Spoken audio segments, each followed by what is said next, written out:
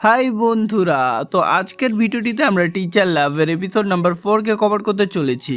তো যদি তোমরা প্রিভিয়াস 3টে এপিসোড না দেখে থাকো তবে গিয়ে দেখে নাও, মানে ডিসক্রিপশনে তোমরা লিংক পেয়ে যাবে, না হলে তোমরা স্টোরি একদমই বুঝতে পারবে না। আর সত্যি বলতে বাকি 3টে এপিসোডও খুব ভালো ছিল, তাই তোমাদের দেখা উচিত। তো এখন আমরা এপিসোড 4 স্টার্ট করতে চলেছি।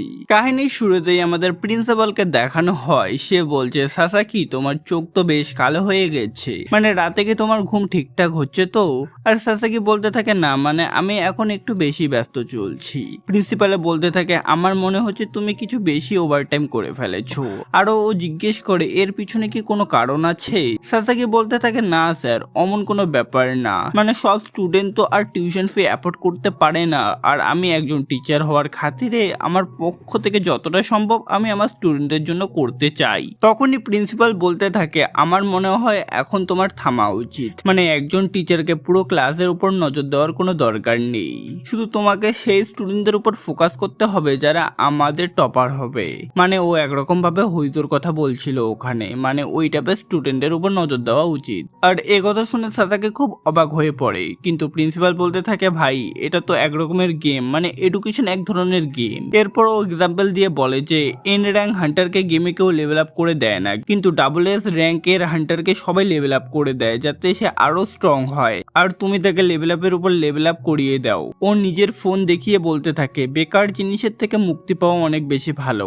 আর এই সব শোনার পর সাসাকি যথেষ্ট অবাক হয়ে যায়। সাসাকি ভাবছিল প্রিন্সিপালের মনে হয় যে সবকিছু একটা গেম। এরপর হইজো বলতে থাকে সাসাকি স্যার আপনি ঠিক আছেন তো, মানে আপনাকে বেশ চিন্তিত লাগছে। সাসাকি বলে না না অমন কোনো ব্যাপার না, আমি একদম ঠিক আছি। তখনই ওখানে একটা নতুন মেয়ে আছে আর বলে আচ্ছা তার মানে সবাই এখানে আছে, তোমরা তো খুব পরিশ্রম করছো। এরপর হইজো বলে হিনাতা তুমিও কি ক্লাস জয়েন করতে চলেছো? ও বলে না একদমই না, মানে আমি এখানে কিছু করতে চাই, তার জন্য আমাকে কিছুক্ষণ ওয়েট করতে হবে যতক্ষণ না তোমাদের ক্লাস শেষ হয়। সাসাকি বলে হিনাতা যতক্ষণ তুমি এখানে আছো ততক্ষণ কেন আমাদের জয়েন করছো না, মানে তুমিও একটু পড়াশোনা করে নাও। ও বলে না আমার এটার কোনো দরকার নেই, মানে আমি আমার নর্মাল গ্রেড এলেই আমি তাতেই খুশি। সাসাকি বলতে থাকে তোমার গ্রেড যত ভালো হবে তুমি তত বেশি অপরচুনিটি পাবে আর তত ভালোভাবে নিজেকে সার্ভাইভ করাতে পারবে। তখন হিনাতা বলে আমি তোমাকে বললাম না যে আমার এই সব কাজে একদমই ইন্টারেস্ট নেই? হইজো বলে তোমার এভাবে বলা উচিত না। তারপরে হিনাতা বলে না না আমি তো তোমাদের সাথে মজা করছিলাম।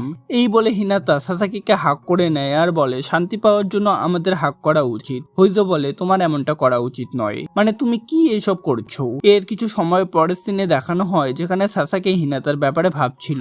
ও ভাবছিল যে ওই সময়ে ওর রিয়েকশন যথেষ্ট খতরনাক ছিল, আর সত্যি বলতে এটা এক ধরনের প্রবলেম। এরপর রাত 12টা বেজে যায় আর ওর ড্রিমে ওকে আবার ওয়েলকাম জানানো হয়। এটা সাসাকির ড্রিম ছিল আর ও হিনাতাকে চুজ করে। হিনাতা বলতে থাকে আমার মনে হচ্ছে আপনি অনেক স্ট্রেসে আছেন। সাসাকি মাসাজ নিচ্ছিল আর বলছিল যে সত্যি এখন খুব ভালো লাগছে।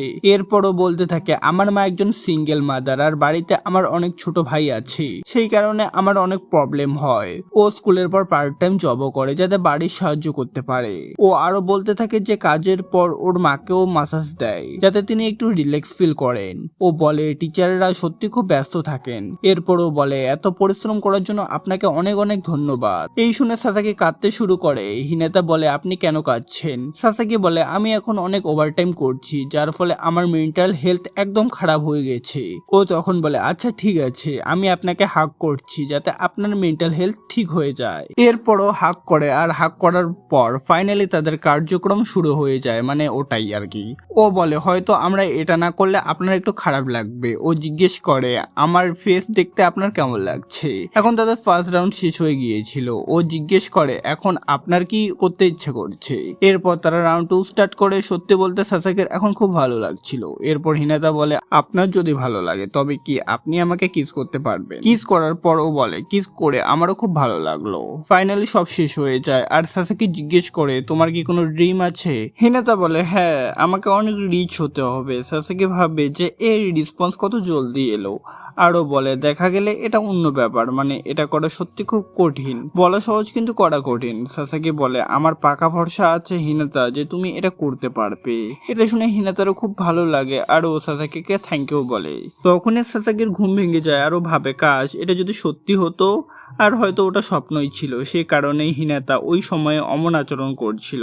এরই সাথে এখানেই এই এপিসোড শেষ হয়। তো তোমাদের যদি এই ভিডিওটি ভালো লাগে তাহলে ভিডিওটিকে লাইক এবং চ্যানেলটিকে সাবস্ক্রাইব করবে, এটা একদমই ফ্রি। আর তাহলেই আমি নেক্সট এপিসোড দ্রুত আপলোড করতে পারবো।